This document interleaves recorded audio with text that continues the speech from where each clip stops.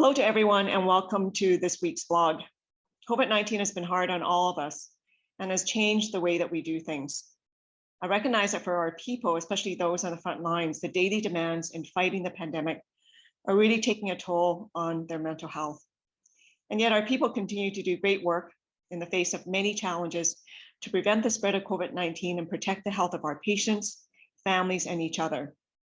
These efforts are truly inspiring, and I sincerely thank each and every one of you.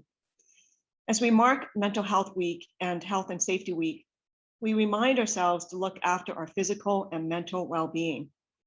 With the physical distancing in place during the pandemic, we'll be turning to virtual activities and events to offer helpful tips to staff and reinforce good practices and the importance of having both physically and psychologically safe work environments. So here with me today to talk more about the ways that we can promote safety, health, and wellness in the workplace are Dr. Mircea Fagarasanu, who's our Senior Program Director for Workplace Health and Safety, Dr. Jennifer Williams, who's a GI specialist in Calgary, but also our medical leader in the South Sector Wellness and Diversity, and Mona Sikko, who's our Executive Director for Employee Relations. So thank you to all of you for being with us today. Mona, I'm going to start off with you and ask you a question just to tell us a bit more about Mental Health Week and why it's so important to be open about how we're feeling. The theme of this year's Mental Health Week is understanding our emotions. Recognizing, labeling, and accepting our feelings are all part of protecting and promoting good mental health for everyone. Did you know that 1 in 5 Canadians experiences mental illness or mental health issue in any given year? But 5 in 5 of us, that's all of us, has mental health. Regardless of whether or not we have a mental illness, our mental health is something that we can protect and nurture. Everyone deserves to feel well, and understanding our emotions is part of feeling well.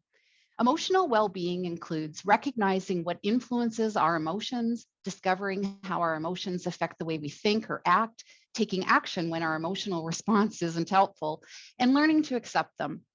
Emotional self-regulation, or the ability to label and shape your emotions, is a protective factor for good mental health.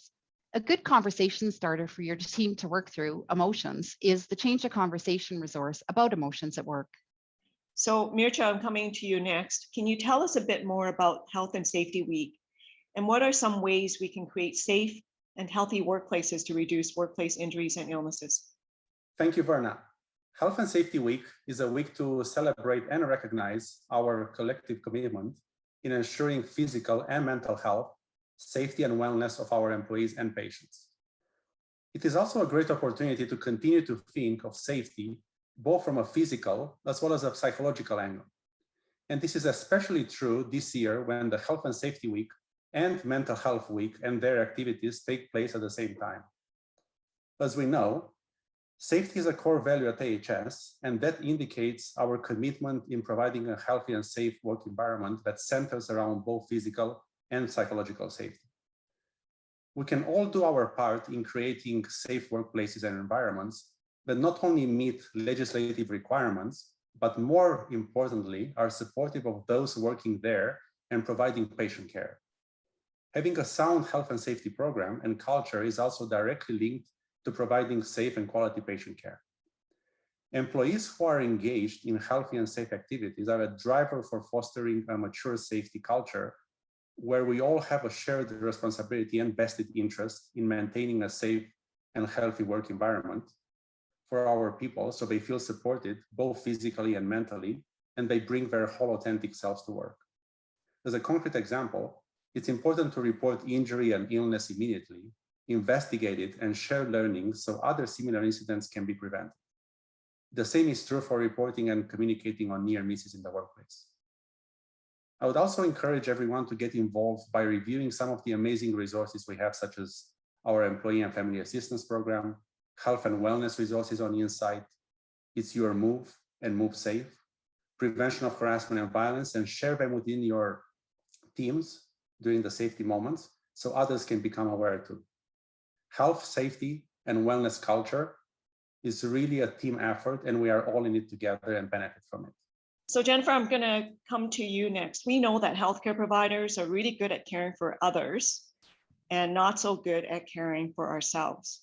But we also know that we have to rely on others and share our very normal feelings of sadness, fear, worry, And that's really important during times of stress, especially now.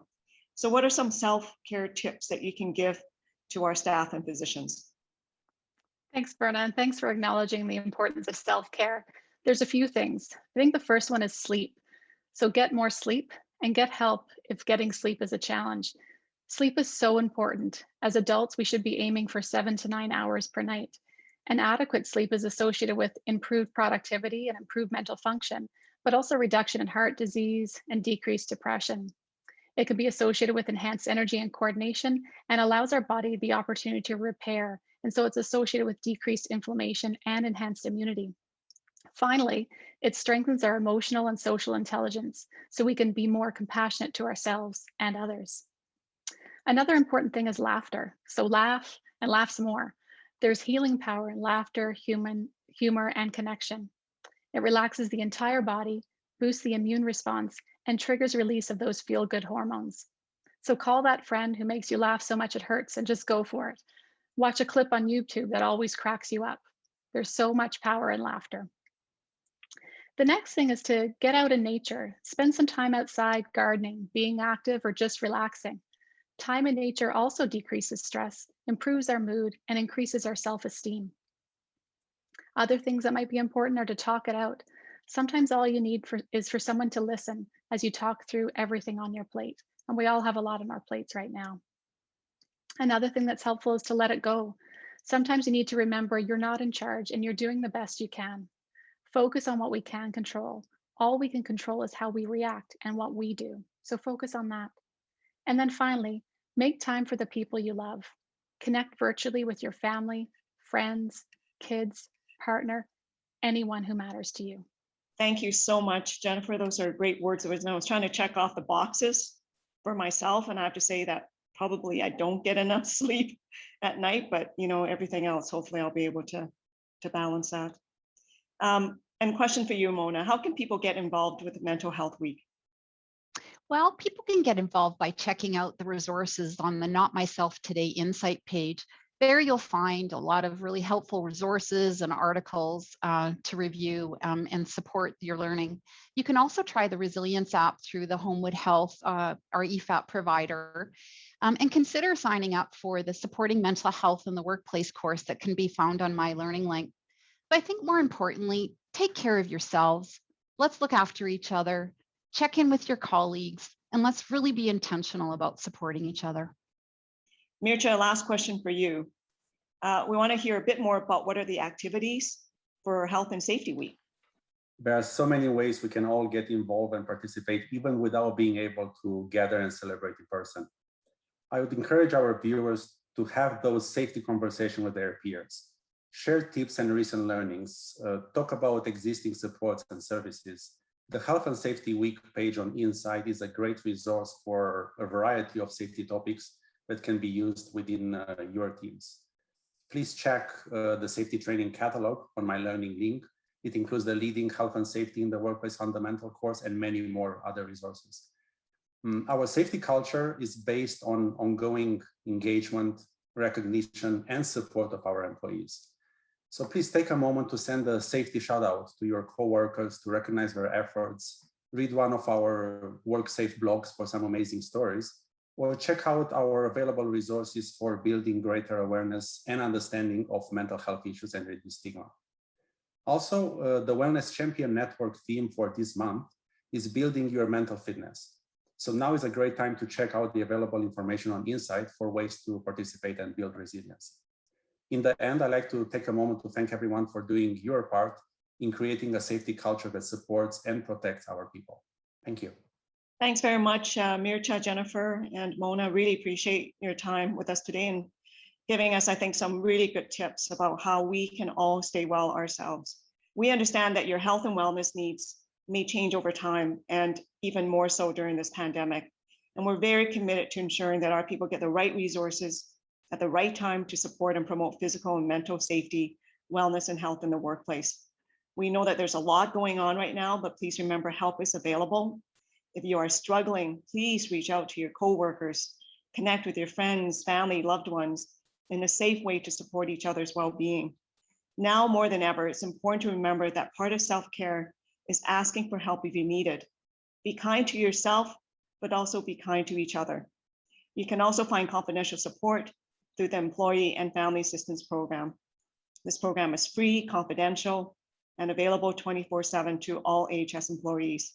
So thank you very much for watching. Please stay well, stay safe, and we will see you again next week.